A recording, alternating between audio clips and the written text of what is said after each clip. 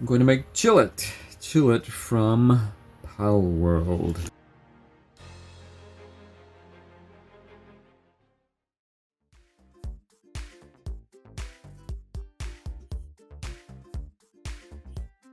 Before we begin, here it is. It's finally almost done. Hopefully it'll be done by the end of February, but this is the cover that I had made for the book, The Bane of Bad Things, a lovely grounded fairies adventure. Written by Chocolaty Locket and illustrated by me, Noblewreck. Please keep an eye out for it. Hi, Noblewreck here. Let's make something cool. I've got these this is not polymer clay at all. This is regular clay. Bought at the local department store. Some white right here. There is some blue. There's a lighter of the two blue. But for what I'm going to make today, this is too dark. And this is still a bit dark. So with the combination of the white and the blue, I can get it to the right blue. I'm going to make CHILLET from Palworld. The clay is plasticine, I believe. The package does not say, but it is the clay that you get in your local department store. Not meant to last, the figurine is not. However, I do put a lot of effort into the figurine. Now, we're using ratio here, not a measurement of volume of clay. For the light blue, it is 1 part light blue, the lightest blue in the package, plus 2 parts white. For the middle blue, it is 1 light blue plus 1/2 white from the package. And for the dark blue, I just used the dark blue that was in the package, and I only needed about 1/3 of it for this project. My apologies, the camera was not rolling when I made the body, but this is how it works. Use the lightest color clay that we had mixed up for the body. Make a chubby snake, and to maintain the cuteness of the character, keep his head large and his nose short. Now for the top, the medium blue, roll that medium blue flat, not completely flat, but flattish, and cut it out so that it will lay or drape on top of the body to make the darker blue on the top. Now, let's make the feet. Make it a sphere. Squeeze it down from the top, squeeze it down from the side.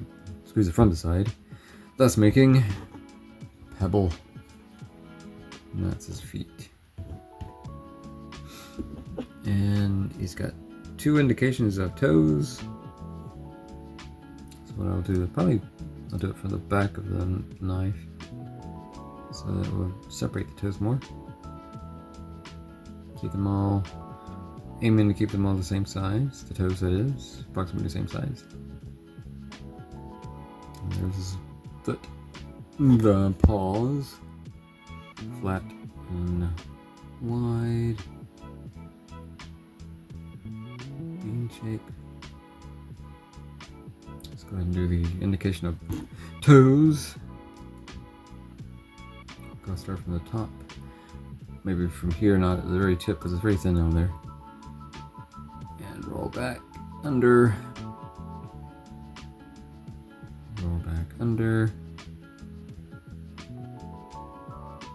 There's 1 paw. Keep it long and bean shaped.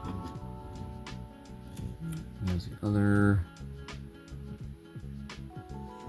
Roll it under. Roll it under.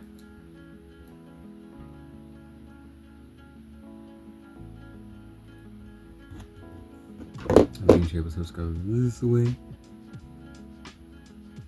Opposite of the other, or mirror image of the other. So these are going to be the whiskers. I'm going to roll them. And pinch it off.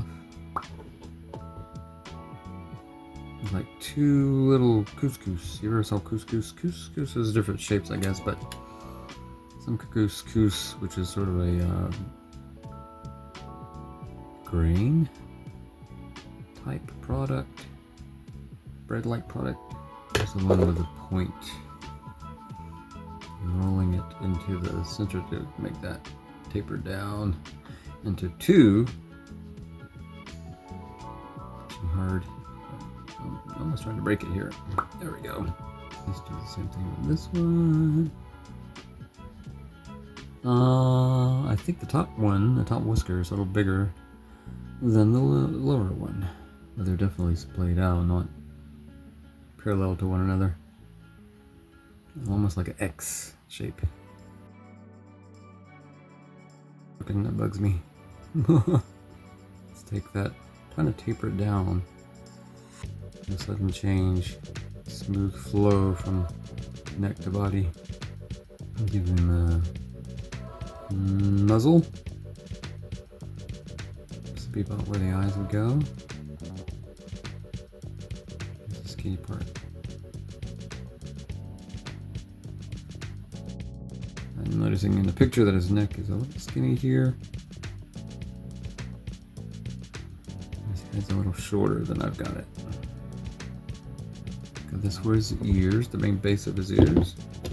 So half of his ears is dark blue and half of it is the darker of the light blue. Divide this in half. It's basically his ear there. The shape of his ears. He's got pretty big ears. Rolling it makes it smooth. That's the shape of his ear, but we want some dark blue too. So I'm going to take just about a third off.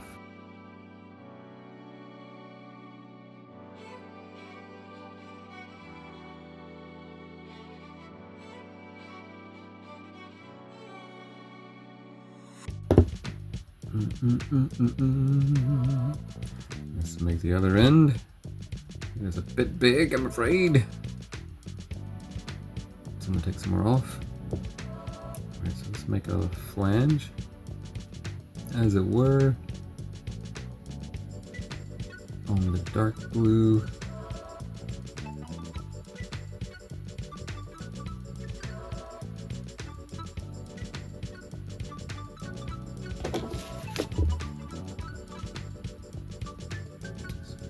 Push it down this.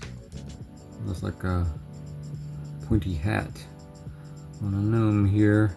Get it back off. Okay, good.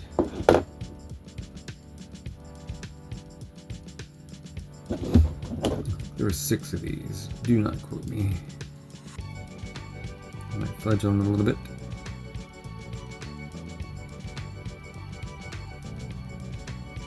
Make 5 if I have to. 7 if I have to. I think it's 6 on the skin of the character in game.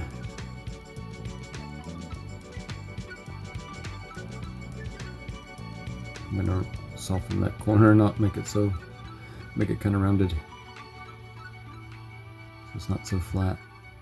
So I'll accept this tip of his ear.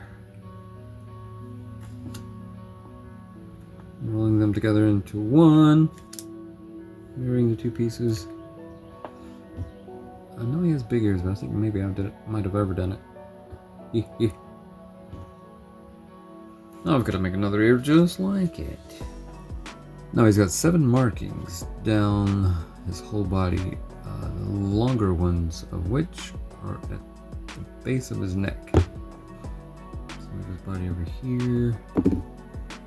Less volume. They're basically just as if they were painted on. Virtually no volume. There are 7 of them. So I'm going to cut this in half. One side of his skin pattern matches the other side of his body. Like I said, there's 7 parts. If I divide this in half, 7's uneven. So why don't we just make... I know that the first markings, the ones behind his neck, are going to be the largest ones. So I'm going to go ahead and cut those now. And that'll leave us 6 markings for the rest of the body. So I'll have to divide these in 3, but I have to eye it to make sure that that they're all the same size. This body back over here. So I'm trying to make sure these have points on the end. Back of the neck.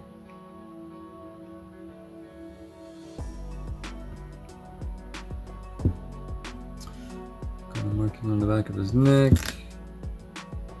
Let's go ahead and do that for the rest of these.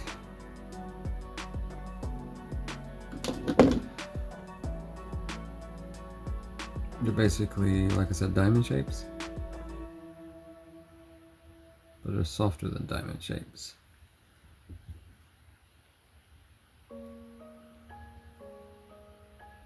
So it's probably about this far. Whatever I do to the side, I gotta try to do to the other as well. In other words, put them in the same place.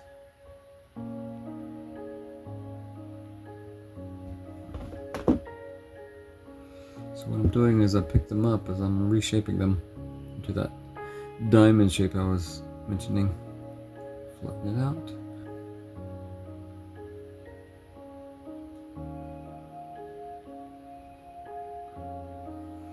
So that is 6, not 7.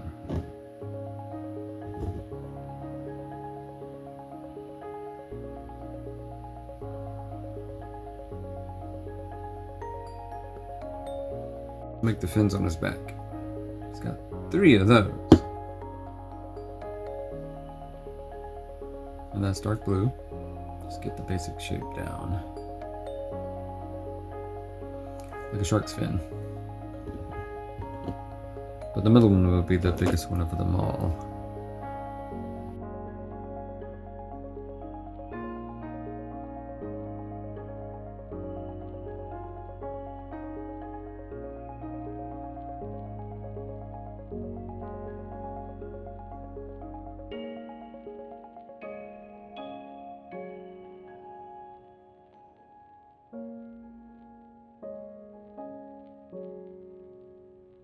Let's put that closer together.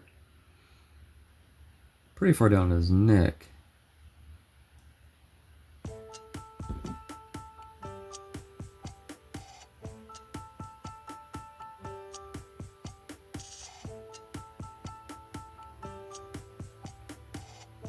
Alright, should I put his feet on? Let's see. His feet are where his base of his body touches the ground.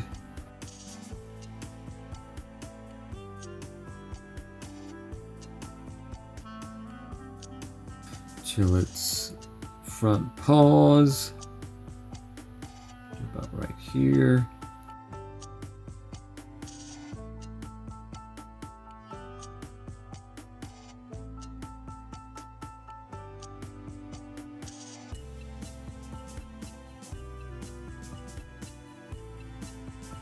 Whiskers are right about here.